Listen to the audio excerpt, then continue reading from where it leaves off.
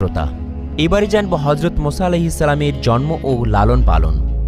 এত কড়া আইন ও পাহারা দেওয়া সত্ত্বেও ফেরাউনের শত্রু ফেরাউনের আপন ঘরেই লালিত পালিত হল। ফেরাউনের দারোয়ান ইমরান ছিল বনি ইসরাইল বংশের লোক। ইমরানের স্ত্রী গর্ভবতী ছিল, কিন্তু আল্লাহর কুদরতে নবম মাসে তার গর্ভের কোনো চিহ্ন দেখা গেল না। কিন্তু ইমরান দম্পতি ফেরাউনের যত প্রিয়পাত্রী হোক না কেন, তারা ছিল বনি ইসরাইল বংশের লোক। সুতরাং তাদের ঘরে এই পুত্র সন্তান জন্ম হলে ফেরাউন তাকেও খাতির করবে না। তাই ইমরান দম্পতি বিশেষ চিন্তা উদ্বিগ্নতার মধ্যে দিন কাটাতে লাগলো।